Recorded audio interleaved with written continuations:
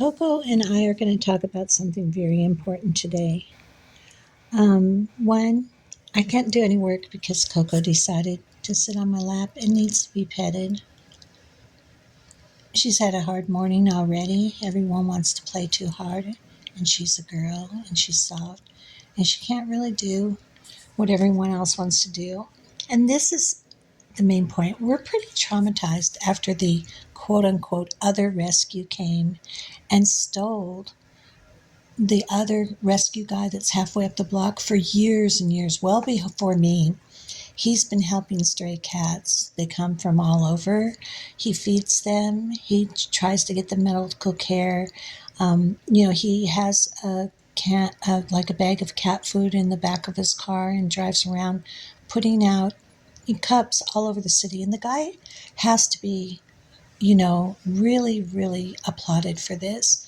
Um, then I came on the scene in the same neighborhood, and we would let the cats have a litter and then fix them, but I didn't know to keep medical receipts. Some of them were on my credit card, and so some I could prove, like if the cat had an injury or something and I brought them into night care or something. And here's the deal: cats are very, very group oriented. They love their families. They stay together for generations, and maybe other people don't buy that, and that's okay. I'm not trying to judge you for what you believe, right? Um, I believe, because I've seen it, that if you take a cat, like for instance, the tailless cat, when maybe this she had her first litter and then she had her second litter, and some people wanted to adopt about 8 blocks away, so I brought her kittens over there, made sure they had food, made sure they had a ability to do medical care if they needed it, because she has a tail that was injured, so she needs medical care occasionally to get it kind of stitched up. And they were perfect. So I left her over there. There's no way the tailless cat would go inside. No way. She would tear the inside of your house up. She's a feral cat, and she was feral when I met her. And so she walked 6 blocks back to the rescue house from her new home where she was being well cared for with her kittens. And she lost one kitten on the way. I looked for it really hard and I could not find it. And that's the thing, is if you have feral cats that live outdoors, most rescues will exterminate them. They will not try to adopt them out, because if they adopt them out, those people are going to call them back and they're going to be like, what did you do to me? I paid you $100, $200, $20, whatever they paid, and you gave me this cat that's going to run back home to you. It's like selling someone a homing pigeon, right? So I learned that you can't really do that. I made a couple more attempts to cat people who really knew cats, and kind of the same thing happened. Ophelia was gone for 2 years, and she came back here and now lives in this area. They really want a nest and home in the area that they were born. If you put a cat like this that was born in a feral environment, even if it's a little kitten, it's going to be dysfunctional all its life. All its life. It's going to go through pain and agony as it looks out the window of your house. It's going to wake you up at night. It's going to claw at the door if it thinks it hears its mama. It's going to make your life kind of uncomfortable, if not living hell. Like, for instance, Yoda, um, Malachi, and Luna. Luna was stolen by another rescue because he looked like a valuable cat to them that they could sell for quite a bit of money. And they promised they would bring him back with medical care. Now, I didn't want him to have medical care because I didn't want him to be fixed. He can have shots or whatever he wanted, but I really actually wanted this neighborhood to transform into um, cats with values, so that the kittens could be weaned and go through not adolescence, but maybe pre-adolescence. So become a toddler and then be adopted out, so that they would have more value than being an alley cat. And they stole Luna because he was an attractive cat. How that affected Malachi, who had been born with Luna. Luna was the first kitten brought into the rescue by Moon, a cat who knew us, right? Moon was raised by us. Moon lived somewhere else. She has a family somewhere else, but she brought her kittens here to be cared for because she knew that they would get the right care for kittens. And she was overwhelmed, I guess. So Luna would come back and visit them until they reached about late toddler.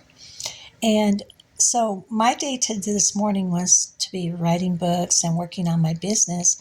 But Coco just really needed a little extra love and a little extra warmth. And so I'm here with Coco on her agenda. And that's part about what being a cat lover is all about. Now, as you saw in the videos, this was the same care that Luna, Yoda, and Malachi got.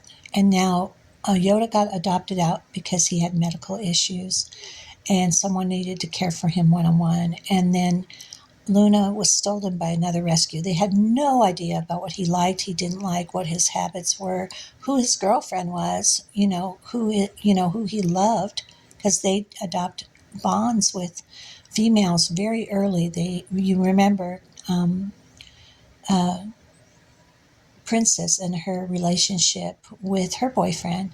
It was from childhood. It was from kitten land that Princess and her boyfriend, fell in love. They had a litter. You watched them raise that litter, and Princess went through some issues because she's not a very faithful wife. And so, we're there with her through all of that. And Kendall left her because she was having these really bad behaviors and bringing bigger, larger males around to fight with him over Princess because Princess was a little bit out there. So, we know all these habits. We know that maybe if Princess hadn't just had a litter, Princess would be the one to take if she was pregnant. But they weren't asking, they were just grabbing cats and taking them away. And so I hope you watch this video to the end. I hope you like and subscribe. I very much want to go in training people to become rescuers, to learn about animals, to learn and love them and spend a lifetime with them. There's some that can be adopted out. We have like 3 outside that could be adopted out. And if that rescue had asked, they did ask, and I showed them the ones that needed to be fixed, like the alley cats needed to be fixed. There's 3 big alley cats in the neighborhood that need to be fixed because they're going to abuse the smaller males, right? And that rescue could have taken them, fixed them, and brought them back, but they had no concern about it. You heard the woman. If I haven't posted it yet, I will post it. She's like, "We want kittens. We want kittens. Where are the kittens?" It's like the kittens can't leave yet. The weaned ones, the toddlers. Like Coco's a toddler. Oh, little Coco, look at her. She's so cute.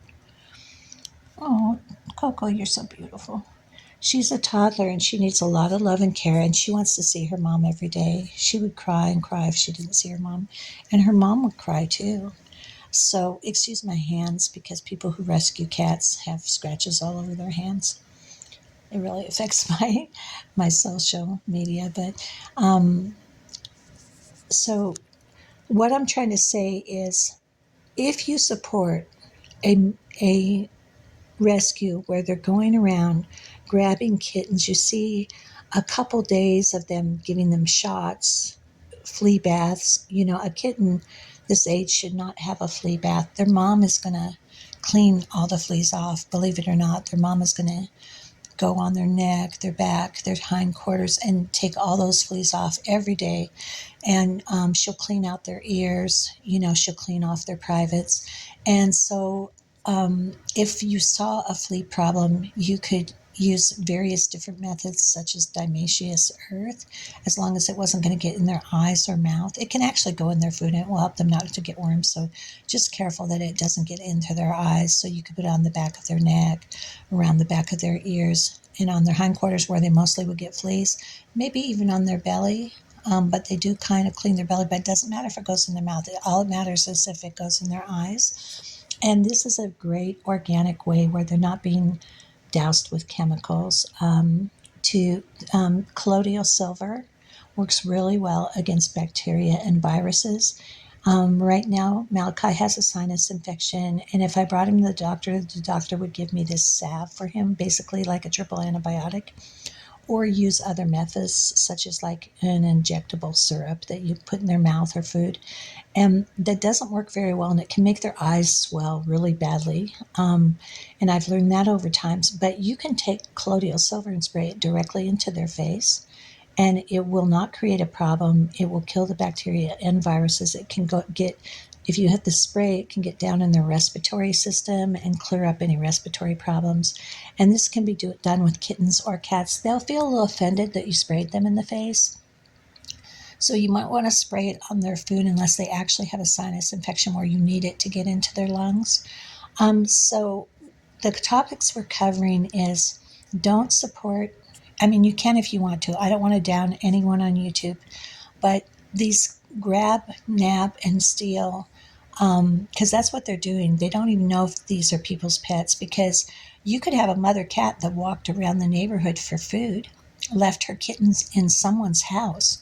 She got put outside to go potty and just walk around the neighborhood and visit what houses feed her, not to eat birds, because there's very few cats that can catch a bird. They can try all day, but I've only known two cats that could catch a bird. And those cats were from that's the tailless cat, and probably maybe Princess. But I've never seen Princess catch a bird. She has tried, but the only person or cat that I've ever seen that could catch a bird was the tailless cat. And when she first catches them, she doesn't kill them. She just pulls them down with her paws without claws for some reason. And so you can pick up the bird and release it. You'll hear it and you could release it. And she's only done that in her lifetime that I've seen twice. So one time, I think the bird was already dead. She found it and drug it home, because it's very hard for cats to catch a bird, and they really would rather do other things if they have food. And if they're feral, they're going to get mice, rats, snakes, all sorts of things that really you don't want in your home. And with a dog, they may kill rats, they may kill snakes. There's certain kinds like terriers that may do that, but generally their poop, their feces, is going to attract rats, particularly Norway rats. One time when I lived in a really expensive neighborhood, these people were paying, oh wow, I think they were paying probably $2 million a home. And I lived in a condo there, and they had dogs, and their dog's poop was attracting Norway rats. So there was Norway rats everywhere, but I didn't know it. But when my dogs would go out and go to the bathroom, I would go out to pick it up and it would be gone. So they would go out on a little patio and I'd go out to pick it up and it would be gone. And I was like, okay, what's going on here? So one day I watched out the window, and here came a rat along the fence, jumped down, got the dog poop, little hot dogs for the Norway rat, and went off. So the dogs in the area, and I have nothing against dogs. I love dogs actually, but I'm a cat rescue, so I have to realize that they're a danger to the colony. But so this day was going to be get up, write some books, do some things, be really, proactive. And little Coco needed some reassurance and some rest. And so that's what we're doing instead. And our topic is, please, please get to know your rescue. I've seen rescues where they keep picking up cats that are dipped in blue paint, and then they shave them off and they do this rescue. And they do it to dogs too. And it's like, okay, is there someone in this rescue's neighborhood that's just putting blue paint on all the animals, or is the rescue doing it so they have a really vivid video thumbnail? And so I wouldn't support that rescue, because it looks like they're abusing the animals to make a good video. They're dunking them in some sort of oil. If they have matted hair and stuff, you know that this happened over time. But every cat and dog in your rescue area is in blue paint. Like, I don't think so. And then this rescue that came here, the if they were to take a feral cat that was an adolescent or adult, grown cat, to fix it and do what they say they do with the rescue, they would bring it back. They did not bring back any of these cats. not one. And so the ones that are super feral, that could not be in a home and could not be adopted out, they will kill. And I learned from that from a woman. Years ago, I had two Chihuahuas, very expensive dogs, very, very expensive dogs.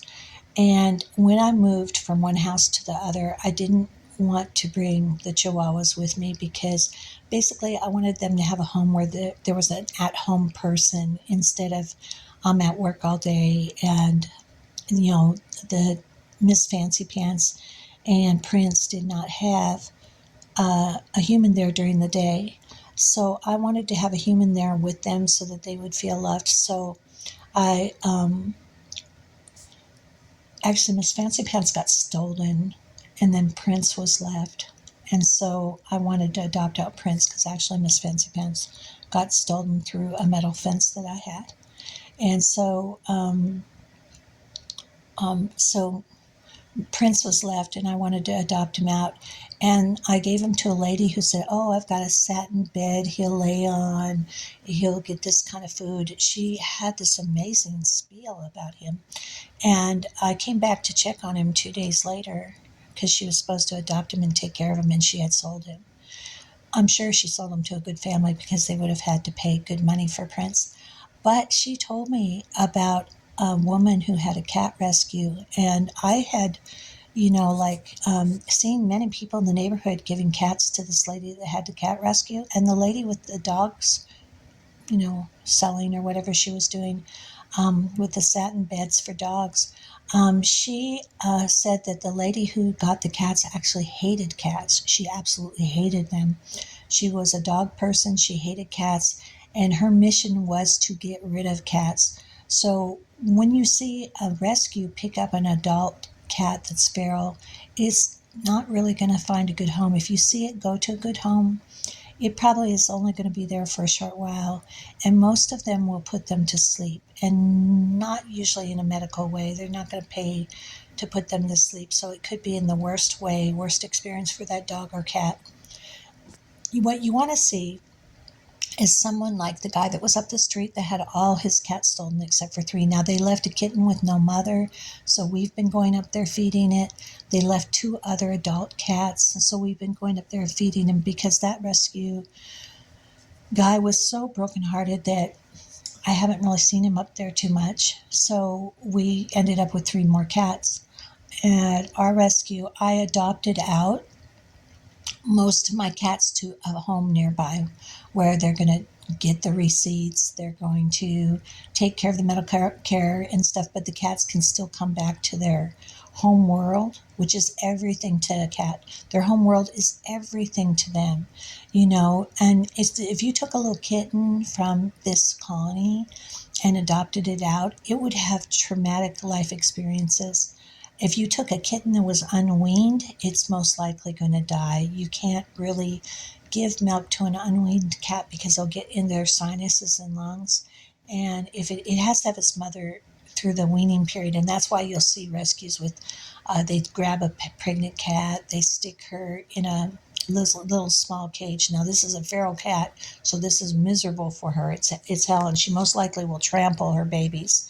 I don't know what they do for the video, sedate them or what, but so they put them in a cage and then they feed the mother cat. Probably let her out during the day. I would assume that's what they'd have to do, and then she'd come back in to feed her babies and stuff in this small cage and stuff.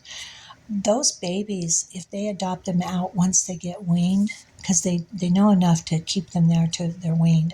If they're grabbing a weaned kitten, like these ones who came here, they're doing something very dangerous for the owners because the owners are going to get this miserable experience of a cat crying all the time. Now, you see how long Coco has been sleeping here. She's slept through this whole thing. And her mom, which is Patience or the poopy cat, her mom went through this experience. So her mom ended up kind of totally feral, but she went through this experience. I took care of Patience when she was a kitten, and then she had some bad young adult experiences. and she kind of just ended up totally feral. I can still pet her at times. She can still be petted, but you can see that this experience for Coco is lovely. It's a lovely experience for me. But if I adopted her out to an elderly woman in a senior's home, there would be all those diseases there. There would be all those detergents there for cleaning the floors and ammonia and stuff, which would really mess with her. And she would have this total sadness because Coco is going to go out and see her mom. She's going to go out and see her brother. She's going to see her boyfriend, Bruiser, which she really flirts with. Little Bruiser is Ophelia. Look at her. She heard Bruiser's name. Oh my God, she's looking for a boyfriend. So please be careful when you donate and watch rescues where they grab kittens alongside a road or whatever and stick them in a cage. That those kittens' mom is coming back. Those kittens' mom does love those kittens and will take excellent care of them.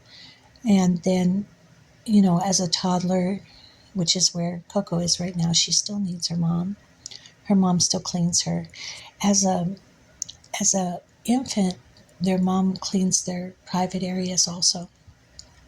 And they wouldn't be able to go to the bathroom properly without that. So please tune in, keep tuned in.